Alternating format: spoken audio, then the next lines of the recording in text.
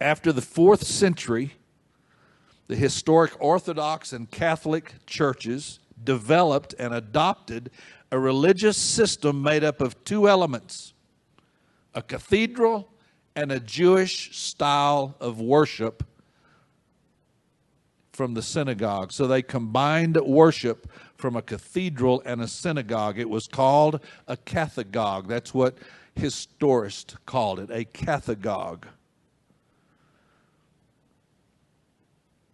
A style of worship that was patterned after the Jewish style of worship, but was housed in a building that looked something like a cathedral or a synagogue.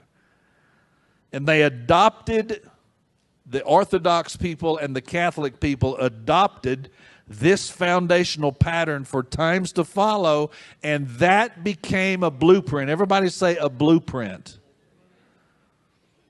for Christian meetings and worship.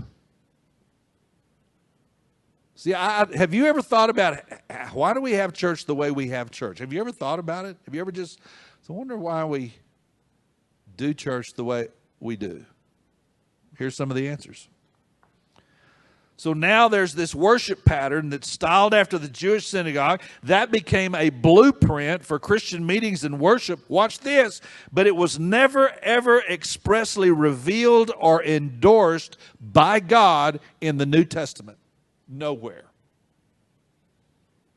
Nowhere did God ever say, and the Bible was written long after this,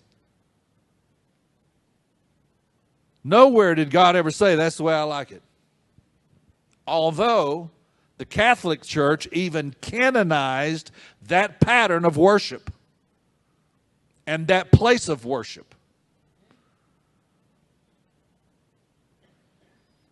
And now the church has become self-absorbed in its way of doing that kind of church. And so the church has become competitive with one another, seeing who can do church the best under that pattern. Which I remind you, God never said I like it, that's what I'm doing, that's what I want, or that I approve. Never. Nowhere in the Bible is that approved.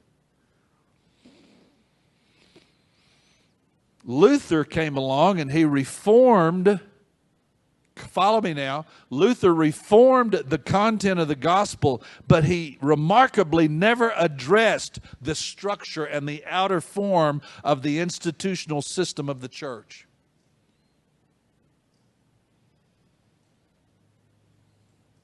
This is important, guys. I know if this is boring to you, I'm sorry. But if you don't care enough to learn how we got here, then you're not going to care about where we're going, and you probably won't be a part of it. So please listen. I don't want anyone to be left out. So then you had what's called the free churches, the Lutherans, for instance, who came along under Martin Luther, and they freed worshipers from the system of the state.